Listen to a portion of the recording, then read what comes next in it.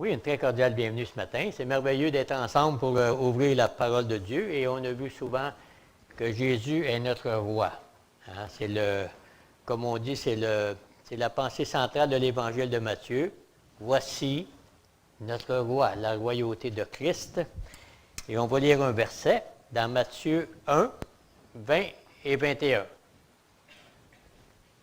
Le titre du message, les cantiques le disaient bien, Jésus. Hein, Hosanna, Jésus sauve. Maintenant,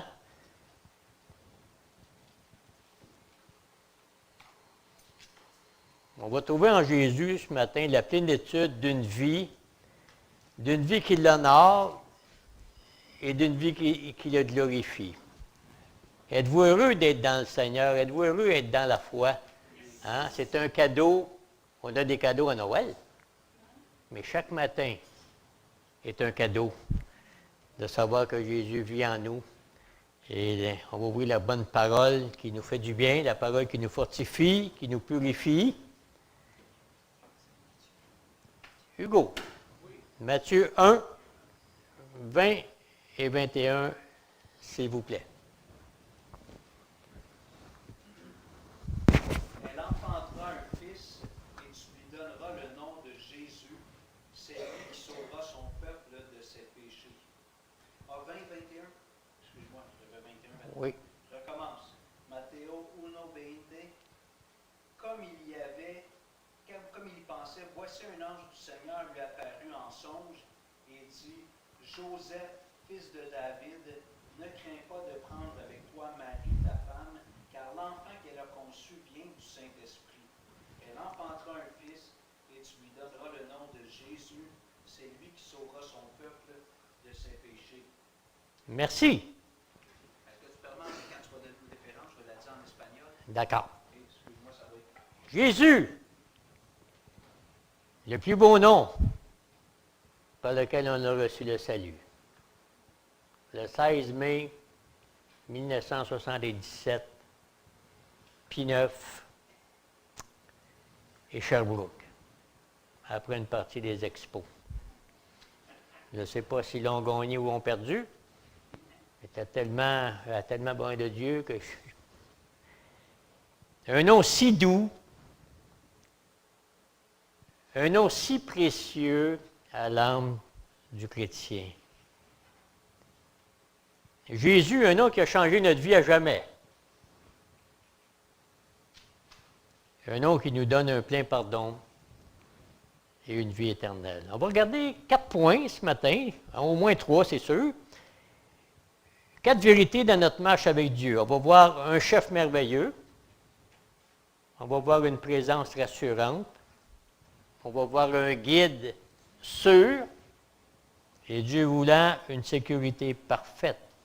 Que le Seigneur nous bénisse et qu'il bénisse sa parole dans nos cœurs ce matin. Donc, un chef merveilleux.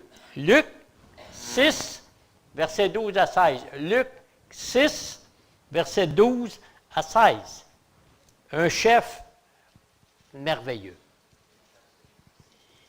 Et on va décrire un peu ce chef merveilleux. Luc, chapitre 6, verset 11, verset 12 à 16. Martial, une bonne voix. Tu veux te lever debout et lire Luc, chapitre 6, verset 12 à 16, s'il te plaît. En ces temps-là, Jésus se rendit sur la montagne pour prier. Et il passa toute la nuit à prier. Quand le jour parut, il appela ses disciples et il en choisit 12, auxquels il donna le nom d'apôtres. Simon qu'il nomma Pierre, André son frère, Jacques, Jean, Philippe, Barthélemy, Matthieu, Thomas, Jacques fils d'Alphée, Simon appelé le Zélote, Jude fils de Jacques et Judas Iscariote qui devint traître. Merci. De cette montagne, Jésus en fit un lieu de prière, un lieu de communion avec Dieu. As-tu tous les jours un endroit où te retirer pour prier, pour communier avec Dieu, ton Père céleste? Et il y passa la nuit.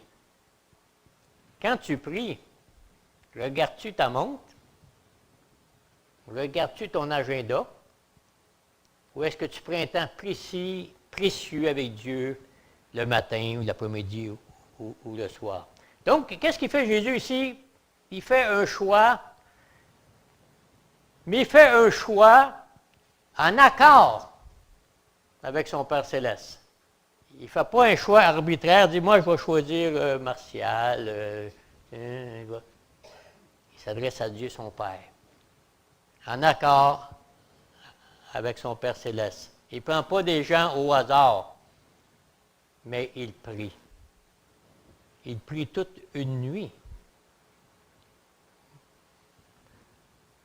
Beaucoup de prières sont faites quand on veut choisir un ancien, un pasteur, un diacre, une diaconesse, un serviteur dans l'Église.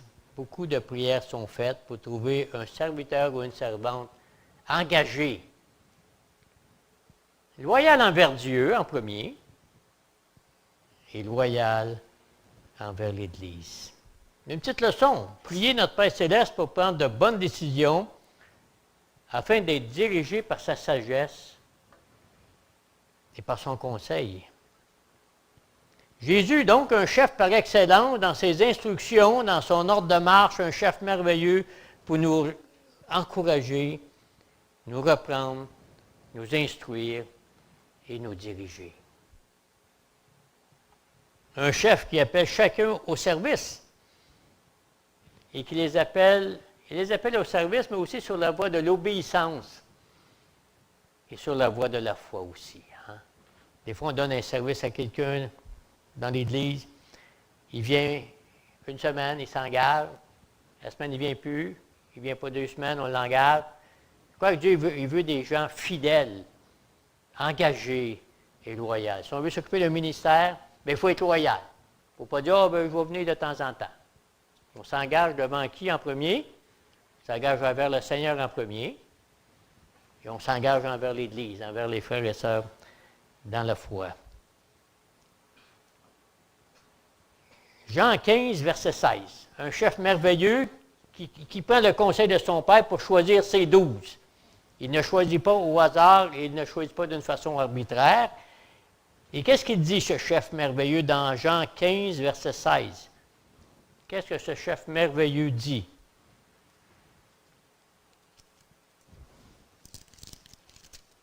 Quelqu'un veut le lire bien fort?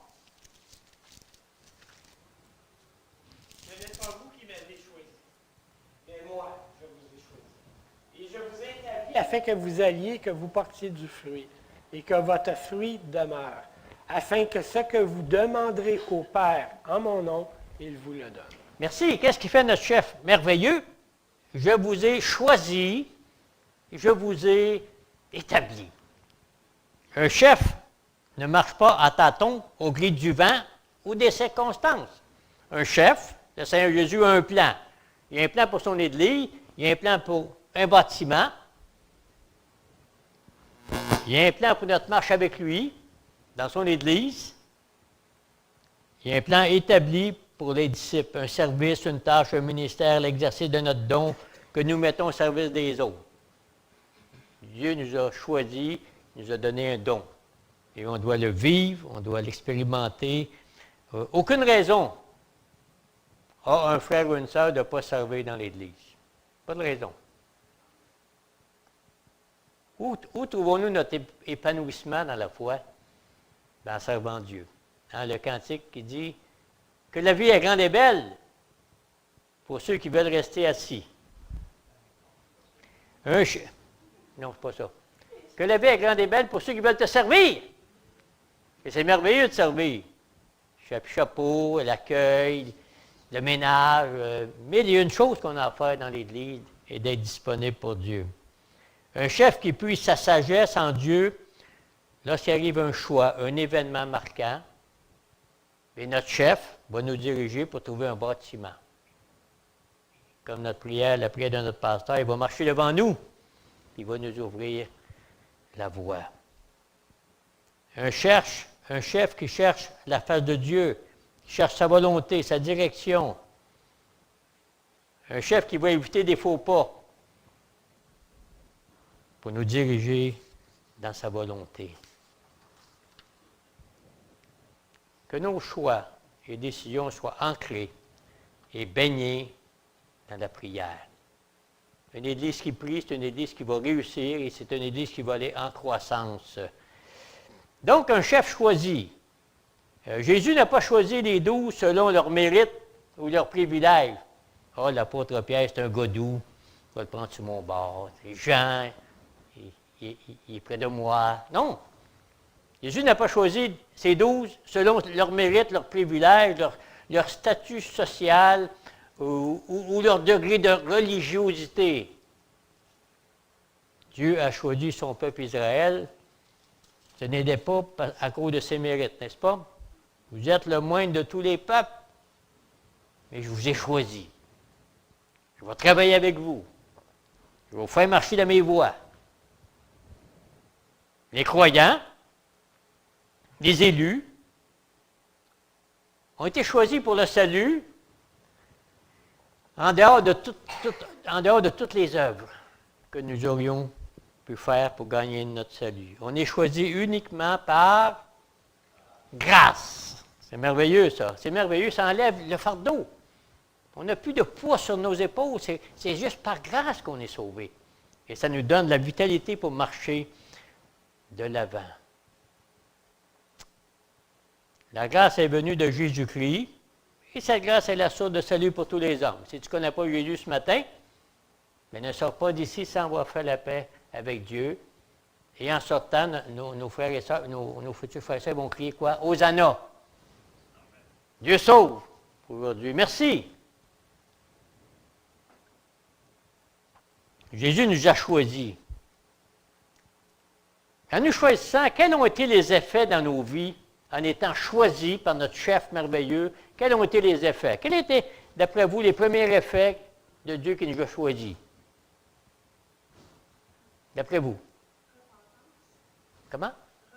Repentance. Hein? Oui. On a dû se repentir. On s'est repenti. Donc, le pardon. On a été justifiés. On est juste à ses yeux maintenant. Dieu nous voit à travers Christ. Justifié par sa grâce, affermi par sa grâce. Donc, il nous a choisis, on est heureux d'être choisis. N'est-ce pas? Je suis assez heureux d'être choisi. Pourquoi moi? Hein? Il y a un cantique qui dit, je ne sais pas pourquoi dans sa grâce, il m'a choisi. Pourquoi moi? Pourquoi pas mon voisin? Il est un bon garçon, il est gentil. Pourquoi moi? C'est un effet de la grâce de Dieu, donc on peut être reconnaissant pour être sauvé. Hein? C'est une reconnaissance au quotidien. Donc, il les a choisis. Et qu'est-ce qu'il a fait aussi? Il a dit, il les a choisis, puis il a dit, allez-vous-en. Faites le service, là, allez-vous-en. Qu'est-ce qu'il a fait ici dans notre verset? Vous ne savez pas? Il l'a établi. Il l'a mis en place. Il l'a mis en marche. Il prépare, il coordonne afin de faire de l'Église Renaissance un temple saint et béni dans le Seigneur. Il nous a établis pour être à son service, pour établir son Église, pour cette grande et noble vocation à laquelle chacun est appelé. Jean 15, 16, il dit, il nous a choisis, il nous a établis. Et qu'est-ce que Jean 15, 16 dit? Il les a envoyés, c'est ça, afin que vous alliez et que vous portiez du fruit. On est choisi, on est établi, et maintenant on sert, et on porte du fruit pour Christ. Le Seigneur ne nous laisse pas sans but, il ne nous laisse pas sans avenir. Point d'oisiveté dans la vie chrétienne. Pas de paresse dans la vie chrétienne. On est des soldats. Debout, sainte cohorte. On veut servir sous la bannière de Christ avec nos moyens, avec notre état de santé, mais tout le monde peut être utile à l'avancement de l'œuvre de Dieu. Ceux qui ne peuvent pas venir sont malades à la maison, sont âgés, ils servent le Seigneur. Ils prient. Ils prennent le bottin, puis ils prient chaque jour pour 2, 3 noms. Et c'est pour ça qu'on a du succès. Parce qu'il y en a qui prient pour nous. maintenant, je sais.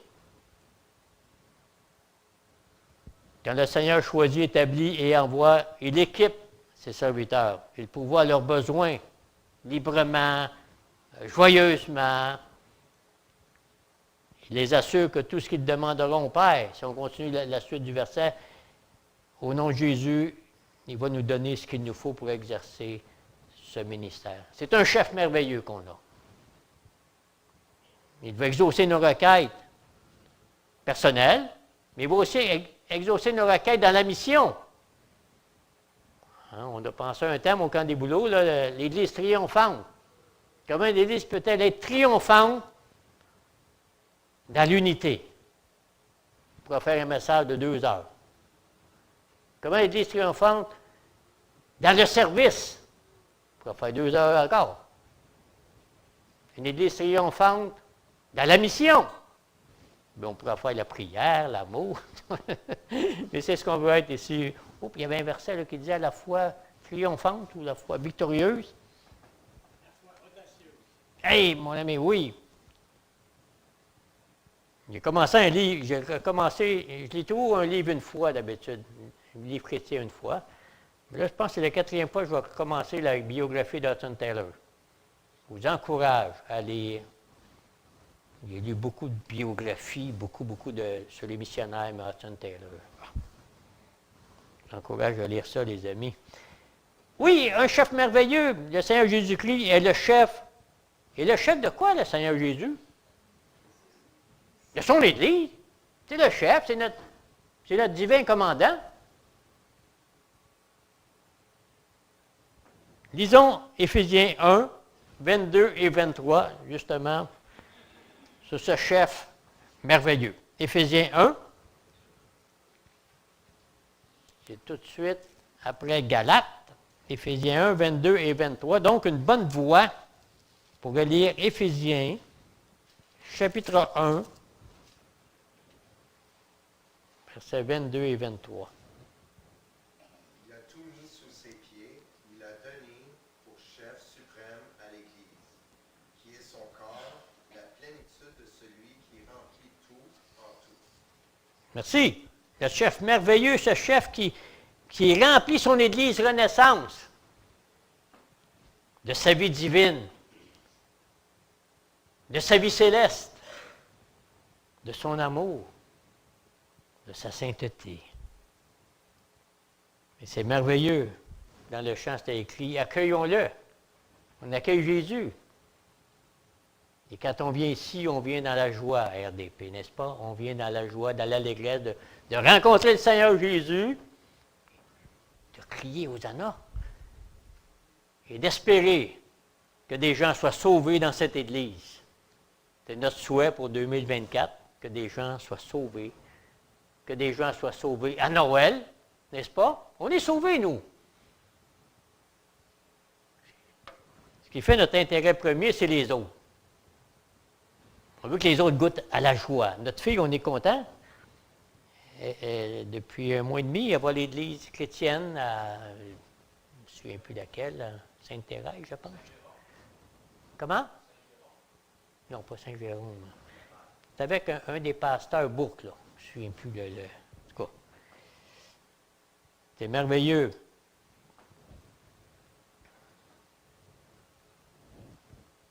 Nous sommes sa maison. Nous sommes son habitation en esprit. Il garde son Église. Que même le séjour des morts ne saurait prévoir, ne prévaudra rien contre elle. Comme on dit, on est sous son divin dôme. On est protégé. Okay, il peut y avoir des persécutions, des martyrs, mais on est dans sa main. Hein? On est dans la main de notre Dieu. Par son Église, il façonne, il la transforme. Il transforme ses disciples à son image. Je suis certain que vous êtes plus comme il y a 10 ans, comme il y a 5 ans, comme il y a même 1 semaine. Parce que Christ nous fait grandir à son image. On est de plus en plus heureux en lui. On a une vie de plus en plus de sainteté, de pureté. Une vie qui haït le mal. Une vie qui haït le péché et qui veut vivre de Christ. Comme l'apôtre Paul, Christ est ma vie. Notre chef merveilleux nous fait jouir d'une communion personnelle avec lui, d'une belle communion fraternelle entre frères et sœurs dans la foi. On est content de venir le dimanche. Même que le dirigeant, il a de la misère, il faut qu'il mette de l'ordre un peu. On va commencer là, on va commencer. Imaginez-vous la joie qu'on va avoir au ciel ensemble. On va rencontrer notre divin chef. Celui qui s'est acquis son Église. Comment Jésus s'est-il acquis son Église? Qu'est-ce qu'il a dû faire pour cela? Il est mort sur la croix, mais comment, la parole a dit, comment Dieu s'est-il acquis son Église? Eh bien, par son sang. Le plus fort. Donner son sang. Par son précieux sang, elle est sienne. Il en est le chef suprême. Oui, il garde, en prend soin, la fait croître. Et même que son Église est la prunelle de son œil. Je suis en train de lire une autre biographie missionnaire là, cette semaine, dans les années 30. Une sœur dans la foi de 27 ans va en mission et elle souffre. Mais Dieu est là. Dieu fait justice. Il fait grâce à cette femme missionnaire. Parce que quiconque touche à la prunelle de son œil, tôt ou tard, il va en subir des conséquences. Pas par notre justice, mais par la justice de Christ. Tu ne touches pas un enfant de Dieu sans qu'il y ait des conséquences. Oui, malheur à ceux qui la touchent. Malheur à ceux qui lui veulent du mal, qui veulent la détruire. Mais l'Église reste dans les surmains de Dieu. On est protégé, même si on est persécuté ou martyr, on est quand même dans ses mains. Il nous garde, il va nous donner de la force, de la grâce de traverser les épreuves, la persécution, le rejet. Jésus, le chef d'une Église vivante, le chef d'une Église victorieuse, une Église qui se tient debout, qui est ferme, assurée dans la mission, parce qu'il en est la tête, il en est le chef. Une Église qui est placée sous son autorité. Un chef merveilleux, Jésus. Amen. Il y a aussi une présence rassurante aussi. C'est notre chef. On a aussi d'une présence rassurante dans Jean chapitre 10. Jean chapitre 10, versets 1 à 4, s'il vous plaît. Un chef merveilleux. Une présence rassurante. Jean chapitre 10, versets 1 à 4. Et le verset 10 aussi. Jean 10, 1 à 4.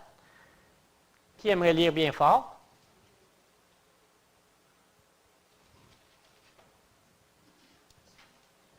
OK. Hein? En vérité, je vous le dis, celui qui n'entre point par la porte de la bergerie, mais qui y monte par un autre côté, celui-là est un voleur et un brigand. Mais celui qui entre par la porte est le berger des brebis. Le portier lui ouvre et les brebis entendent sa voix.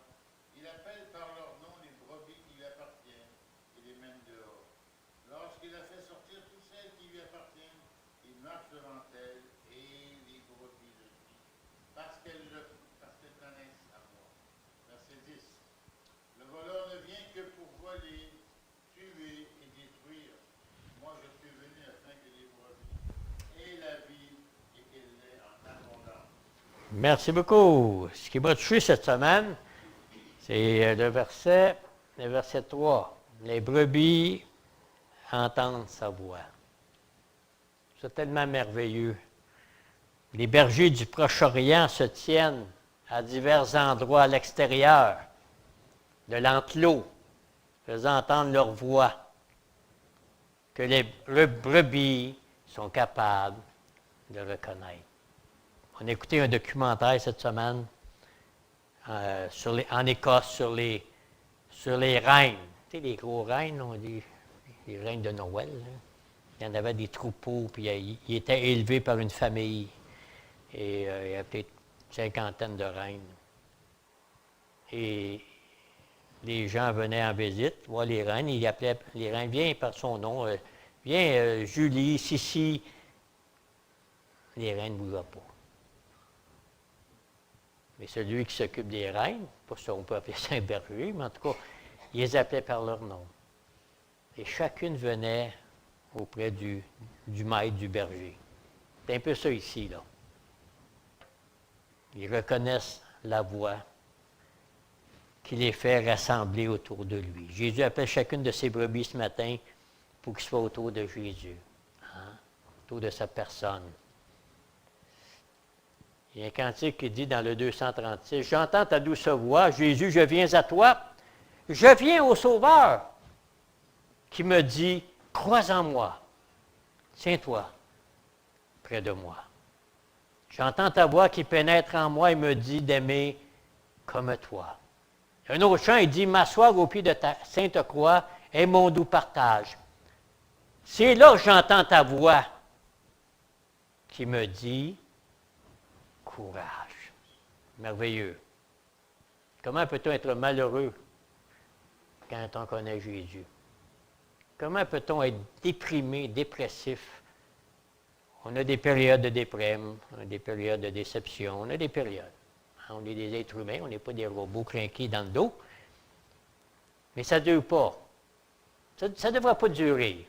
Les longues déprimes, les longs fardeaux, les lourds fardeaux, ça ne devrait pas durer des semaines, des mois. On doit entendre la voix de Jésus. J'entends ta voix qui me dit courage. Si vous êtes des hommes et des femmes du livre de Dieu, vous allez prendre courage. Vous allez avoir des temps de déprime, des temps de découragement dans la vie chrétienne. Mais ça ne durera pas. Si ça dure des mois, venez me voir. Vous allez voir Hugo. C'est pas normal. Quelque chose que vous n'avez pas compris. Dans les évangiles, nous entendons Jésus encourager ses disciples souvent. N'ayez pas peur, c'est moi. Rassurez-vous, c'est moi. Venez à moi, vous aurez du repos. Ne craignez point. Jésus appelle constamment ses brebis à lui. Dieu appelle à lui les brebis. Mais quelle sorte de brebis qu'il appelle ici? Est-ce qu'il appelle toutes les brebis? Non. Il appelle qui? Les brebis qui lui appartiennent. Ils vont entendre sa voix. Lui appartiens-tu ce matin au divin berger? Sinon, viens à lui, simplement. Depuis, les bergers connaissent les brebis par leur nom. Ésaïe 43:1 nous dit, « Je t'appelle par ton nom. Tu es en moi. Si tu traverses les eaux, bien, je serai avec toi. Et les fleuves ne te submergeront point, car je suis ton Dieu, je suis ton berger. »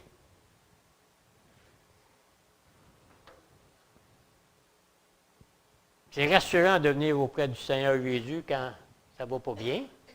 Quand ça va bien, il faut venir. Quand ça ne va pas bien, il faut y aller aussi, d'avoir accès au berger. Avoir accès au berger de nos cœurs, c'est merveilleux. Depuis tant d'années, on a passé des épreuves, 40, 50 ans, on en a vu de toutes les couleurs. Il y a des fois, j'étais découragé. Même il y a une fois, ma femme est en bas. Même une fois, j'ai cassé la vaisselle. J'étais tellement découragé. Mais j'ai pas pris j'ai pris le vieux set de vaisselle. Là. J'ai pas pris. Parce que ça, je ne suis pas sûr qu'elle m'aurait pardonné le nouveau set, mais j'étais tellement découragé. On a eu des périodes de découragement à RDP. Hein? On a eu puis des fois, j'étais déprimé. J'arrivais à la maison pour dîner, puis demain, je casse la vaisselle. J'étais déprimé. Là. Moi, j'appelle Martial, là, puis je m'en vais. Je ne sais pas trop. Des moments de découragement, des moments de tristesse, découragé. Hein? Mais j'ai acheté un autre set de vaisselle après. Mais il était incassable. On a nos temps de découragement, puis on a besoin du berger. On ne peut pas vivre tout seul, les amis. On ne peut pas faire son petit chemin de bonhomme tout seul, là. Moi, je suis un chrétien, moi, tout seul. Tu ne marcheras pas longtemps. Tu vas tomber. On a besoin du berger de nos cœurs, constamment, journalièrement. Le divin berger et sa brebis, c'est une relation qui est unique. C'est une relation qui est bénie en toutes circonstances. Une relation intime, personnelle. Une relation pleine d'amour, hein, l'un et l'autre, d'amour mutuel. Il nous connaît, il nous donne ses tendres soins, son attention, son écoute. Chacune d'elles en particulier est précieuse à ses yeux. Moi, je le sais depuis 45 ans. Et c'est ce qui nous permet de tenir ferme dans la foi, d'avoir ce berger de nos cœurs qui nous garde. En Église, qui nous fait du bien les uns les autres, à s'encourager. Un berger qui rassure, comme je disais tantôt, ses brebis en danger dans l'épreuve, la souffrance et même dans le martyre. Le psaume 23, l'Éternel est mon berger. On pourrait faire un message d'1 heure là-dessus. L'Éternel, qui est l'Éternel? Le je suis. Là, on étudie le je suis. Est. Est demain? Après-demain? Non. Est maintenant. Mon. Ah. Mon. Une appropriation personnelle. Hein? Puis mon berger, Jésus. On pourrait faire un message. J'encourage à méditer sur ce psaume. Une présence actuelle, une présence constante. Je ne manquerai pas de rien. Je ne manquerai pas de repos. Je ne manquerai pas de consolation. Je ne manquerai pas de compassion. Je ne manquerai pas d'un refuge. Il me fait reposer.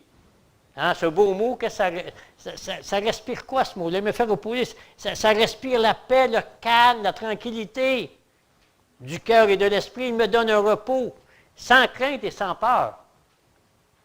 Il enlève le souci. Tu es en souci ce matin? Tu vis une épreuve? Il va être avec toi. Il va enlever le souci. Il va enlever le fardeau qui te trouble. Et c'est le berger qui offre et donne ce divin repos pour l'âme lassée. Des fois, on est lassé, n'est-ce pas? Des fois, on est fatigué. Moi, c'est mon cas. Je suis comme un éternel fatigué. Pas fatigant. Non, mais il faut faire attention.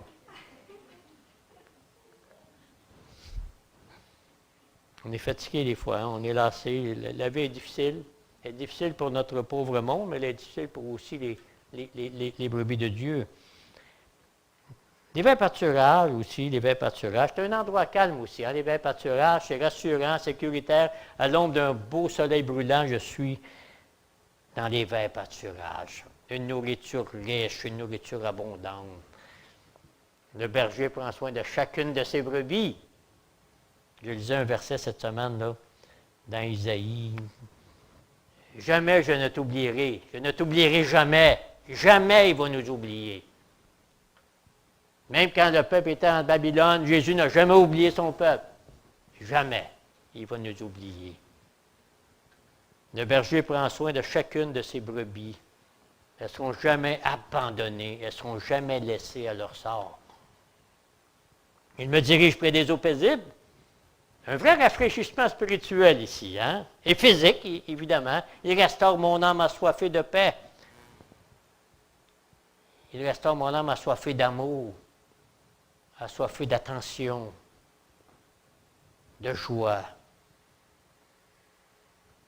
Les eaux paisibles, pas de la boîte, pas des eaux boueuses, stagnantes, polluées,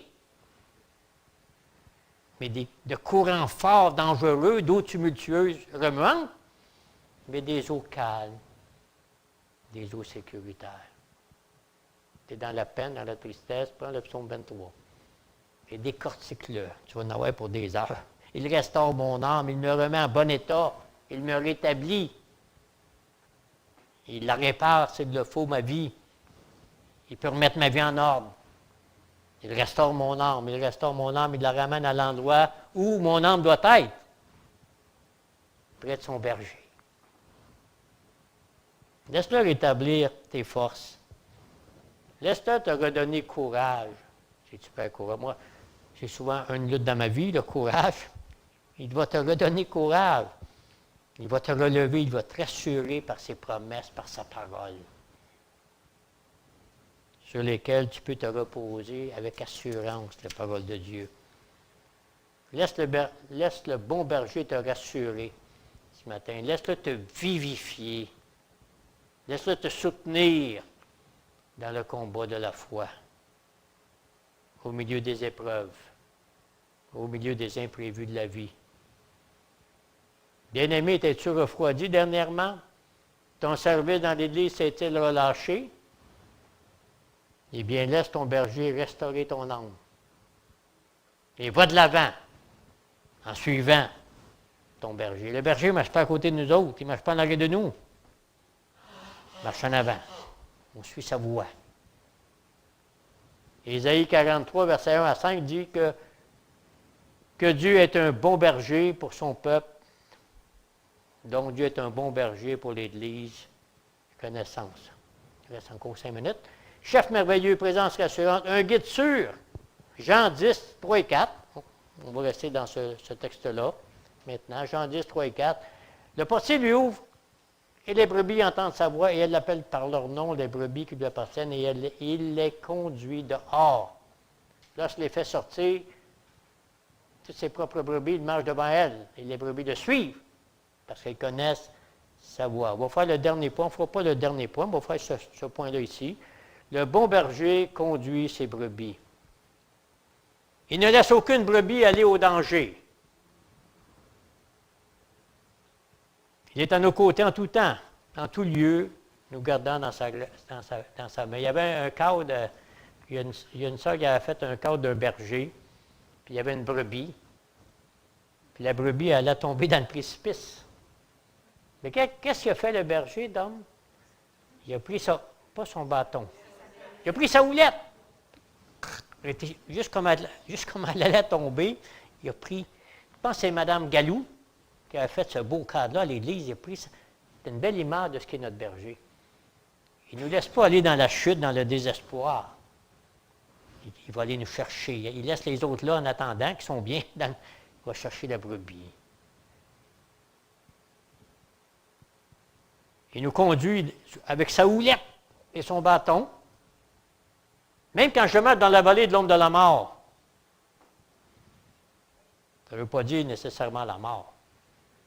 L'épreuve, la souffrance. Et j'aime le mot ombre de la mort. Est-ce qu'une ombre me fait mal? Non. Ben moi, j'aime ça voir mon oncle quand je conduis. Ma femme m'a dit, qu'est-ce que tu fais là? Parce que moi, je vois mon oncle et je suis là. Enfin, je fais là, André. Je dis bonjour au monsieur en avant. C'est une ombre. Ça ne fait pas mal, un ombre. Je marche dans la vallée de l'ombre de la mort. D'une grande épreuve, je ne crains aucun mal car tu es avec moi. Et le cantique d'Yvonique? Non, jamais tout seul. C'est un beau chant. Le bâton et la houlette sont des instruments rassurants, réconfortants, qui nous assurent protection et direction. On voit dans Jean 4 ici, le berger marche devant elle. Il ne laissera jamais une brebis tomber d'un précipice ou pris au piège. Les brebis le suivent, elles ne suivront pas le mercenaire qui veut leur faire du mal. Ces brebis sont les siennes. Et on suit notre berger. On y appartient. On a une confiance totale en lui. Les brebis sont heureux de le suivre. Est-ce qu'on est heureux de suivre Jésus? Eh, mon ami, qu'on est heureux là, hein? Ah! Qui qu'on suivrait si on n'aurait pas Jésus? On n'en parle pas. Le berger qui pourvoit tous nos besoins temporels et spirituels, il les conduit à quel endroit? Est-ce qu'il les garde où est-ce qu'il les conduit ici?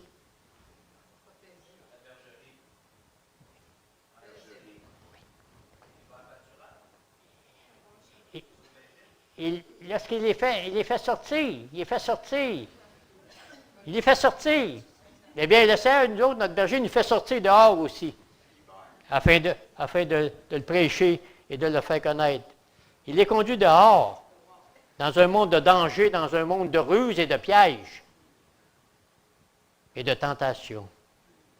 Mais le berger va nous garder des faux docteurs, des loups, des faux raisonnements, des faux frères, des conducteurs aveugles qui veulent enlacer les âmes des petites brebis du Seigneur.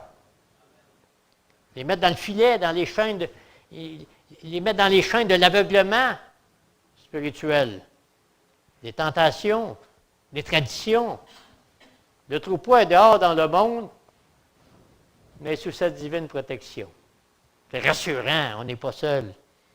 Le psaume 121, le berger ne sommeille ni ne dort. Le berger n'amène pas ses brebis dans un chemin de ronces, d'épines, de pièges dangereux, mais il les garde en sécurité dans sa main. On peut aller de l'avant. Le jeune David suivait son berger, étudiait la vie de David. J'ai étudié un jour la vie de David, j'ai fait une école du dimanche. Dominique m'avait demandé de faire une école du dimanche de 12 semaines, de 45 minutes, sur David. C'est merveilleux. Tout ce que la parole parle de David, il vous encourage.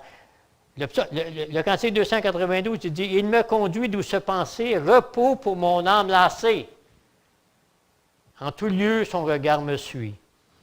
Et par la main, il me conduit. » Jésus veille sur moi sans cesse, dans la joie, dans la tristesse, dans le jour comme dans la nuit, pas à pas. Sa main me conduit. Comme un rempart, il me protège, le chant continue. Loin de moi, l'ennemi s'enfuit, quand par la main, Christ me conduit. Quand mon heure sera sonnée, mon œuvre ici-bas terminée, je dirai dans la sombre nuit, je ne crains point. Il me conduit. Hein? Brebis fidèle, je veux suivre le bon berger qui me conduit. Oh, il y a d'autres chants. On va terminer avec ça. Mais juste avec le dernier chant. 218. Bon sauveur, berger fidèle, conduis-nous par ton amour et de ta main paternelle, nourris-nous. C'est ça. Apprends-nous à te chercher, que sous tes divins ombrages, nous sachions toujours marcher. Bon sauveur, berger fidèle, pour que nous suivions tes pas, remplis-nous d'un nouveau zèle et porte-nous dans tes bras. Et je termine avec, on fera le quatrième une autre fois, mais Psaume 16, 9, il dit, c'est l'Éternel qui dirige nos pas. Hein? Un chef merveilleux, une présence rassurante, un guide sûr. Amen.